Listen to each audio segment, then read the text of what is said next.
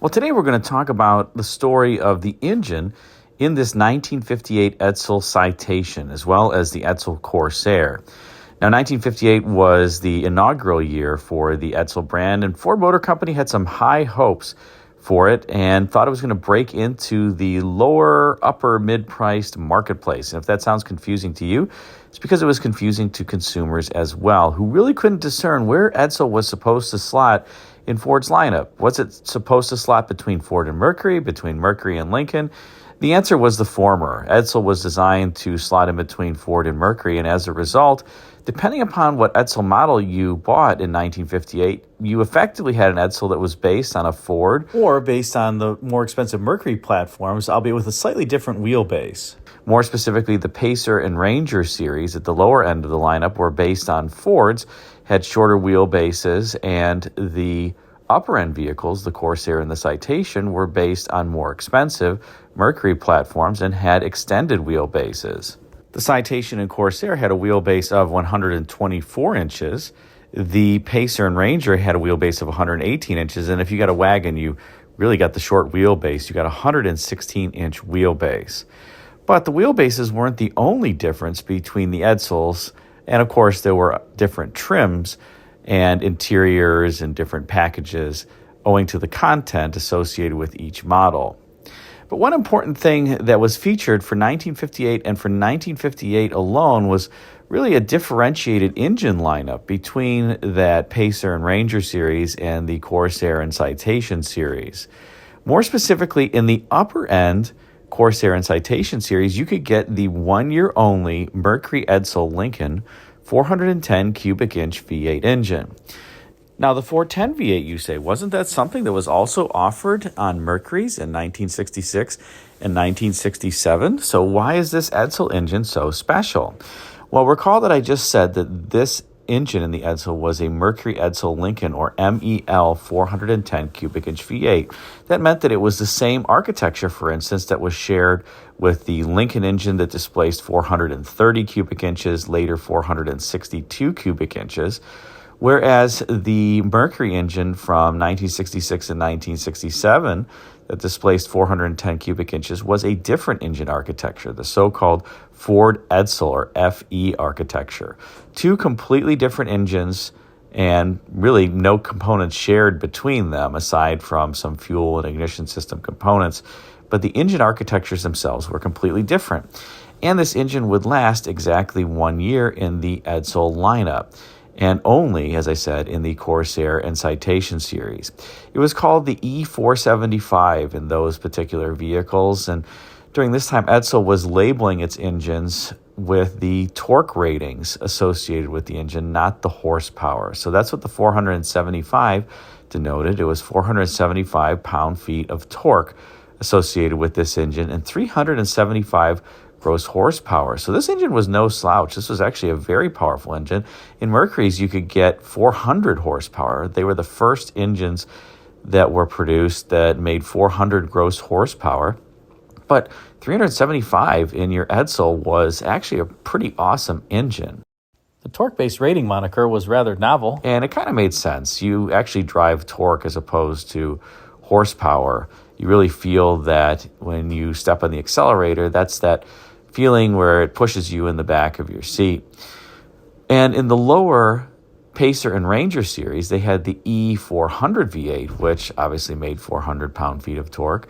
That was a 361 cubic inch V8, but not an MEL V8. That was a Ford Edsel, or FE-based V8, similar to the 410 cubic inch engine that I just mentioned that would come around in the 66 and 67 Mercuries.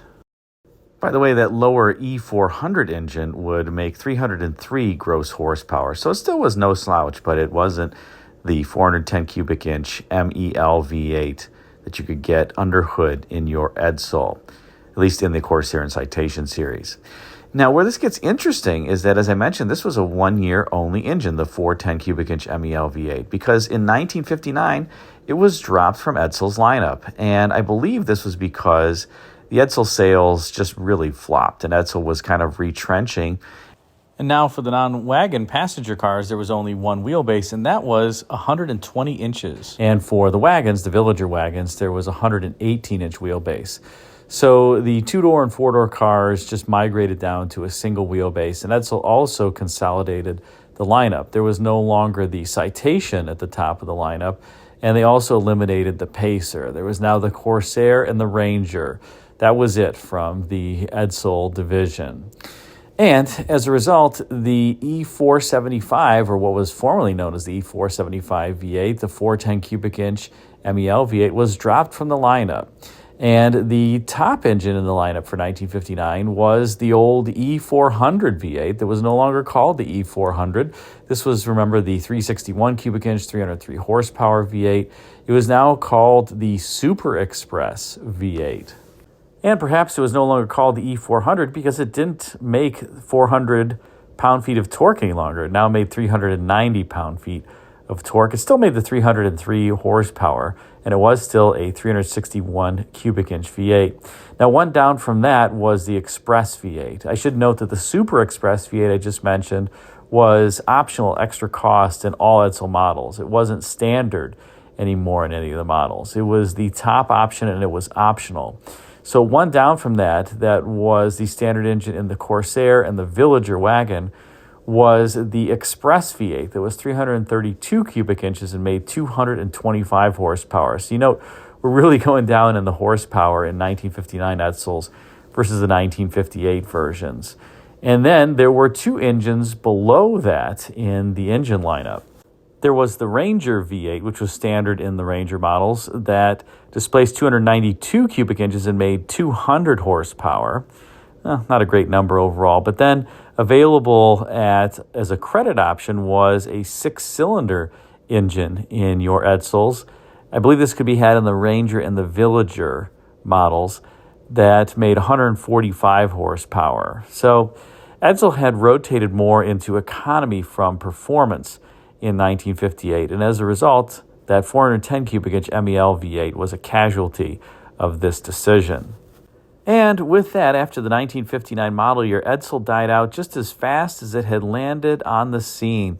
Ford really had two divisional flops during this time. They had the Edsel division that many people recall as being a flop, but don't forget there was also the Continental division that produced the Mark II that flopped after just a few years as well. Ford was trying to kind of replicate the General Motors style portfolio where there was Chevrolet, Pontiac, Buick, Olds, and Cadillac. And I actually inverted the order there a little bit. It should be Chevrolet, Pontiac, Oldsmobile, Buick, Cadillac if we are talking about increasing price points. And Ford was trying to do the same basically with Ford, Edsel, Mercury, Lincoln, and Continental. Well, the Continental division was paired off, and so was the Edsel division.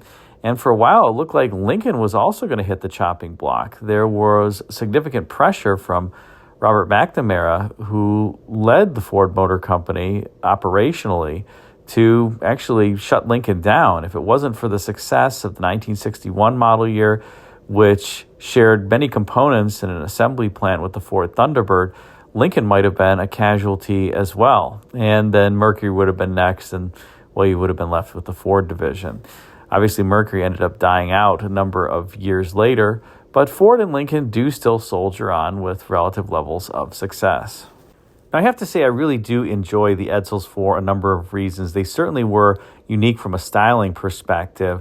And the thought was here that they went with the horse collar vertically oriented grille because the styling team had looked at the style of the early and mid-1950s vehicles, and you found that many of them had very horizontal themes, which was understandable because they were trying to emphasize the width of the vehicle. And apparently, according to some designers, there was actually an exercise that was done where there were scale models of many different mid-50s vehicles that were left badgeless, and people were asked to name which brand they belonged to. And it was very challenging for customers to name what brand they belonged to because they all kind of looked the same and had very similar, as I mentioned, horizontally oriented grills. So that was the thought process behind that Edsel and the vertically oriented horse collar grill. And other automakers had something similar. Alfa Romeo, for example, still has something similar today. But for whatever reason, the public was just not very accepting of the Edsel. I think it was a shame because in addition to the exterior styling, the interiors were pretty sweet with the driver-centric, let's call it, seat stitch pattern and the rotating drum speedometer that would glow red if you passed a certain preset speed and the speed alert setting, the optional speed alert setting. And it just was a cool car, I think, overall. But the public didn't fall in love with it. Ford really just wasn't successful in marketing it. And I think the problem here was that they were having trouble explaining to the buying public where Edsel slotted into their lineup. Was it competing against a Pontiac from GM? Was it competing against an Olds, a Buick? Where was it supposed to sit? And that's one of the challenges associated with launching a new brand. In any case, you now know that perhaps because of Edsel's challenges, there was just this 1 year only MEL 410 cubic inch V8. And these engines, while they're not the largest in size, although the 462 was the largest V8, I should say largest passenger car V8 that Ford produced, there were other Super Duty V8s that went in heavy-duty trucks that were larger than this. But the 462 that was born out of this MEL block was indeed for many years the largest Ford passenger car V8. The 410 was a bit smaller, obviously, but certainly gave good performance and good reliability and durability. The MELs are known for being not only physically stout, but very reliable. In fact, some would say the MEL engines really cemented Lincoln's reputation as the so-called hot rod Lincolns, even though that song was released in 1955 and the MELs would come out in 1958. Because they were super high performance. The 430 cubic inch MEL V8s that were in the 1958 Continental Mark III, for instance, were extremely powerful, especially in that 1958 model year. In fact, the 1958 versions made 375 horsepower and 490 pound-feet of torque, so they could have been labeled the E490, I guess, rather than the E475 if they had been underhood in a 1958 Edsel. So what do you think of the 1 year only MEL 410 cubic inch E475 engine? Is that something that you have heard of, or is that new? And what do you think of the 58 Edsel? Why did it flop? Is it the styling? I actually think it's kind of sad, like I mentioned. The 58 Edsel, to me, is not a bad-looking car. In fact, it has quite a few little interesting features, like the so-called pickle or toilet bowl that appears in many different areas of the car, aside from the horse collar grille. It's also fun to take a look at this picture of the mirror. This is a unique Edsel mirror, and you can see that so-called pickle form there was also on the rear quarter panel, amongst other places. So the Edsel's pretty cool, but it just only lasted for a very brief time, 1958 through 1960. Thanks again for watching, and until next time, take care.